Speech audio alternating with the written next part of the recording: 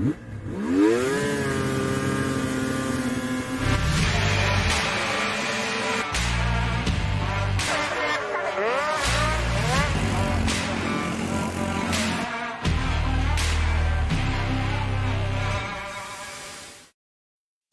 everybody. Welcome to another episode of the Racer Roundup podcast. Dom Santina here once again with my co-host, Matt Kosh. Matt, welcome back.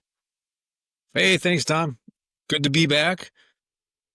Yeah, glad to have another episode, second one here of the season. And we have our first guest, second guest on the show, first racing guest of the season out of Davison, Michigan, racing for Team Allen Racing, Articat, Austin Allen. Austin, welcome to the show.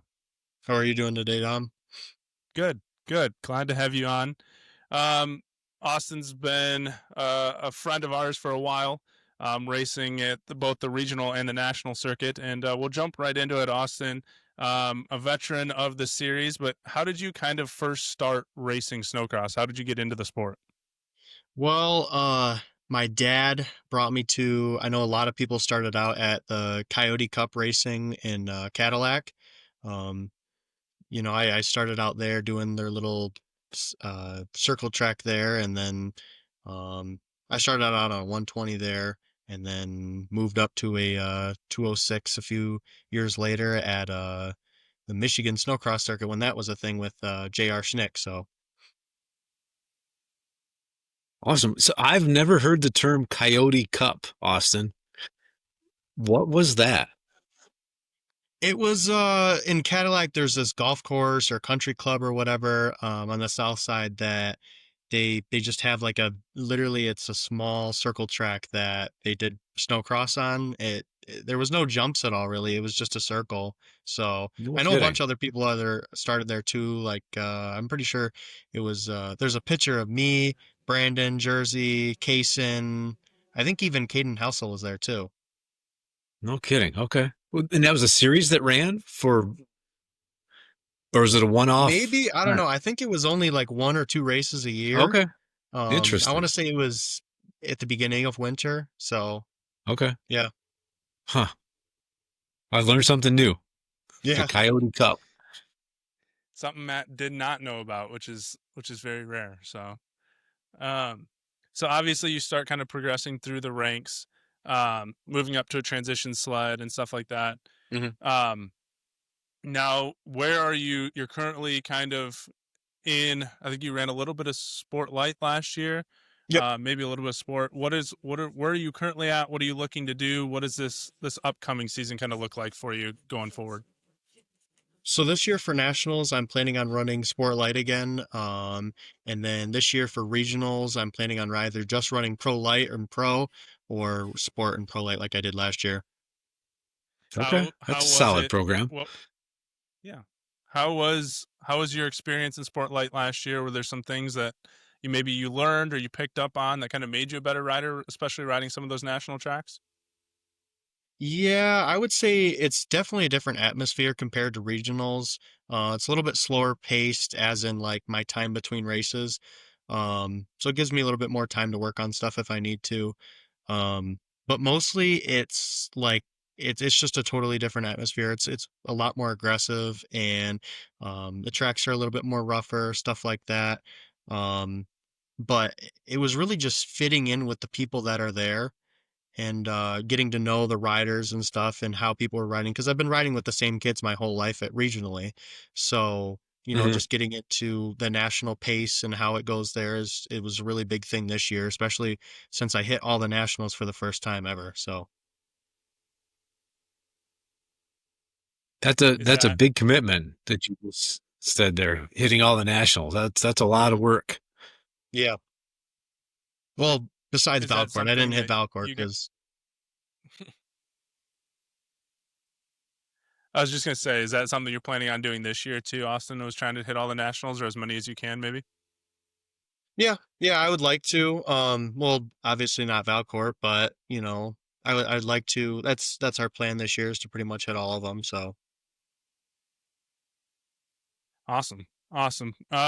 Still aboard an Articat, I assume. I know your dad's been pretty passionate about that. Maybe Yep. just talk about it. I know last year you guys were we're going through the struggle too with parts and everything that was going on with Articat. How excited Mhm. are you to have Articat back in the fold and in full go here for snowcross? I'd say I'm really happy this year, especially with their new like riders rule and stuff like that. They're really seeming to portray to their riders like on all boards, trail, their mountain sleds, their hill climb, everything like that. They're really hitting the boards and everything. So working with Mike this year, which is the director of the race department, um, is really hasn't changed over the years. I mean, he stayed super consistent with us last year and always kept us in the loop on what was going on. But this year, I'm still waiting on parts right now that I've ordered. I want to say 5 months ago now, but as long as I get them before the season starts, then I don't have an issue with it. So. That's good. Are you on a new 26 or are you going to be rerunning your sled from last year, Austin? Nope. So I still have my 24 and my 22 that is Okay. basically a 24, but they said there was no changes between the 24s and 26s, so there was no need for me to buy a new sled. Um, I know Mike had mentioned that there won't be any stickers on it this year, so I mean that'll be the only difference. Okay. So ready for a wrap. This Yep. right off the get-go. Mm-hmm. Yep. Perfect. Yep. They're sticking with I'm pretty sure it's going to be an all black sled and no stickers, so. Okay. Awesome. I know one thing too, Austin, that you kind of have started to incorporate a little bit more into your routine too. Over last year, I know I noticed it the most, but I think you've been doing it maybe a little bit before that. Is you really started kind of wrenching on your own sled and doing some of the mechanic Mhm, work yourself a little bit. How much has that mhm. kind of helped you kind of become as a rider and knowing your setup and what you like and how the mechanic side of it works too? Um, it makes me a little bit more comfortable. You know, we kind of used to always like set everything up at the beginning of the year and not make any changes.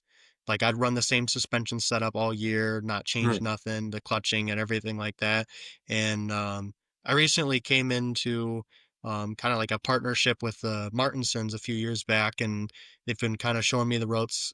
Scott's been a huge help in clutching and suspension and stuff like that. So Mhm. um, at the beginning of the year, I work with him on sleds and stuff. I take my sleds up there and we work on them together. And then throughout the seasons, I got help from him. But it really makes a huge difference. Like between each round, you wouldn't imagine the changes that you can make that make such a difference between each round because the track's different, the snow could be different. All that stuff matters. So. It certainly does, especially as you progress up into the higher ranks Mhm. of racing. It becomes the deal breaker, the deal maker Right. between up on the podium or putting it back in the trailer. Yeah. Kind of transitioning, and we can get to last weekend because I know that was a big weekend for you and a very successful weekend. But a lot of people do different things for snowcross over the summer, right? hmm Obviously, with the profession, you hear some people have to work a lot. Some people do just gym stuff. Some people ride. What is kind of your summer training plan, and what do you do to keep yourself in shape and ready to go for winter? I race ATV motocross in the summer, and I mountain bike too. I tend the gym when I can, so really a mixture of all those things help go together. Um, my off season, which would be technically my motocross season or my summer season, that's really my season to build up my strength, my muscle, everything like that.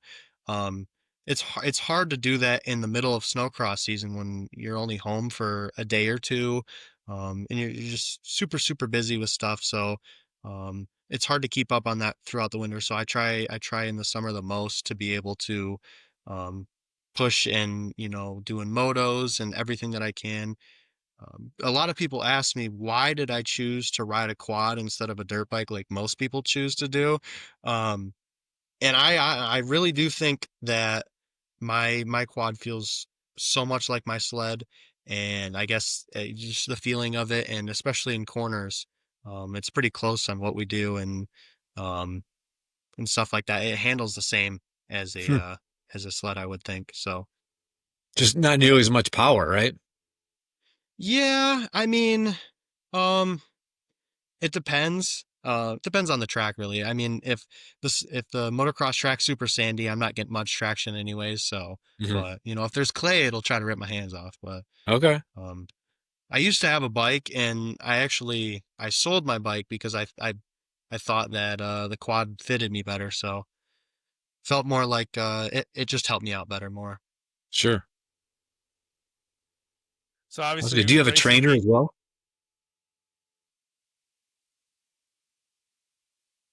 Would you say, Matt? I don't know. I say, do you have a trainer?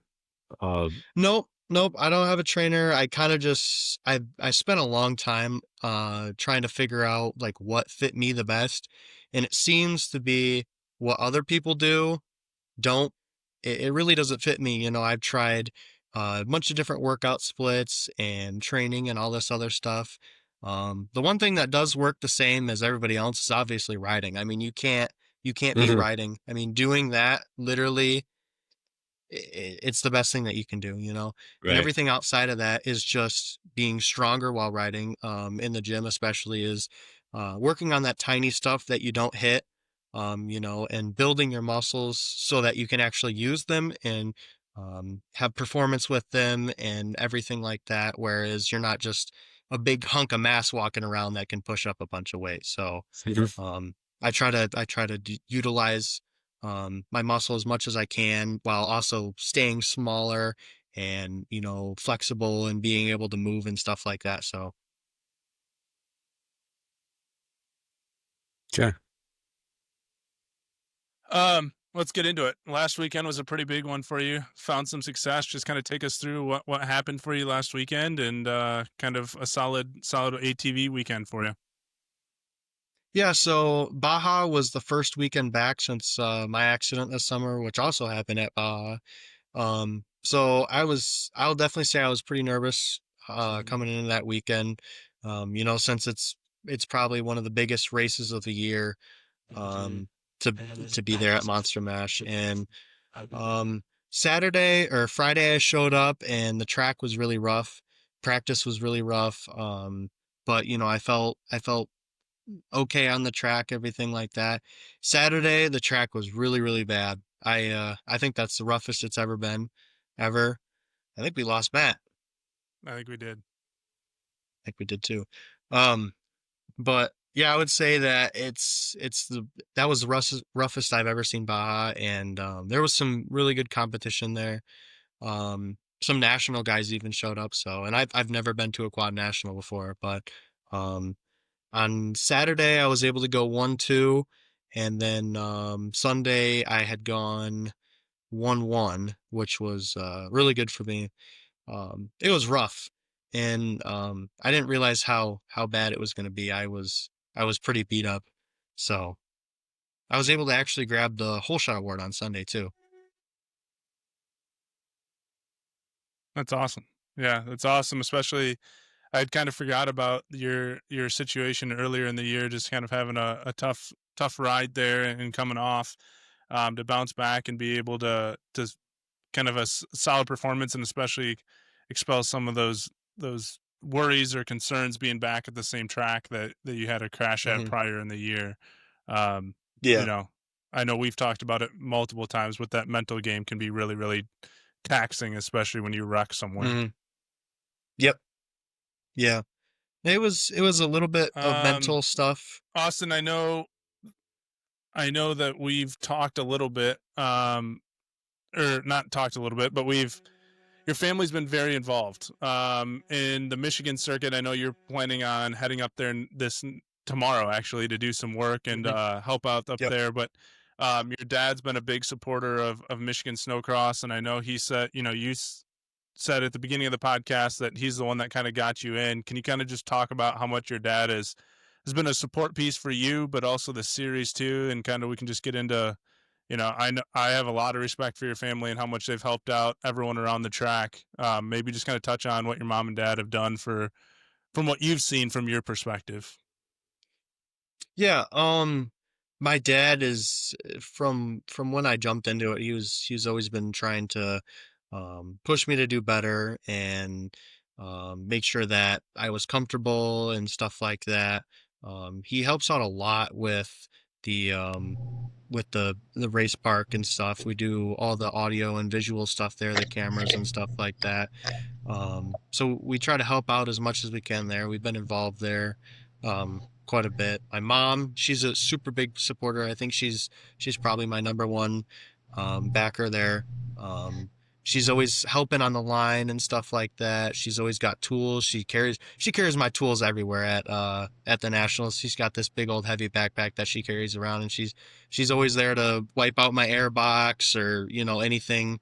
So I really appreciate them for everything. Yeah, they've been a massive support to you. They've been a massive support to the series. You talked about your dad helping out with audio stuff and visual stuff and Mhm. sponsorships and things of that nature too.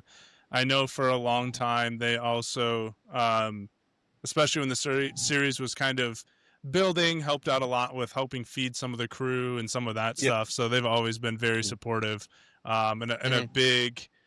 um, a big support and just fan favorite around the pits area. I know a lot of people recognize your family for doing a lot for our series, so we appreciate them and the help they're always willing to offer, and basically saying their trailer doors open at any time to come on in and Right. visit or do anything. So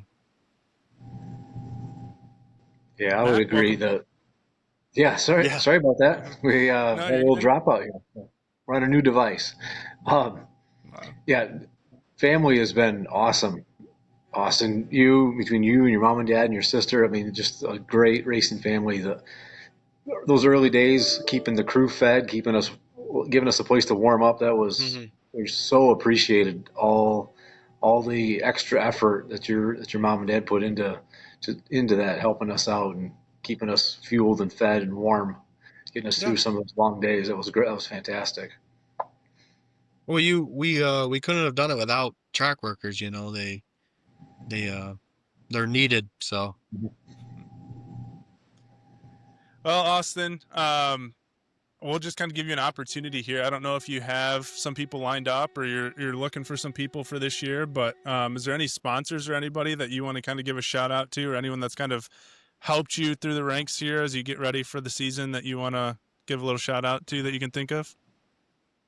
yeah, definitely the Martinson family, 100%. They we're with them every weekend, and Scott is always willing to help, regardless of how he's feeling or anything like that. He's a really great guy. So definitely him. I do have some bigger sponsors this year that I haven't had before. So I'm super happy to have them, and I'll be announcing who they are coming up soon. So um, yeah.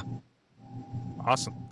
Awesome. Well, Austin, we appreciate you taking some time to kind of jump on the podcast here this evening and sit down and talk with us. We'll definitely be rooting you on all year long and keeping up, and really have liked to see your growth and maturity over the last couple of years and where you're going, and keep on doing what you're doing.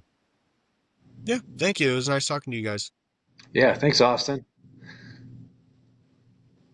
All right, guys, that's going to wrap it up for this week's episode. Thanks, Austin, for coming on, Matt, for joining in, and stay tuned. We'll have another episode coming in a couple weeks. Thanks for watching. All right, take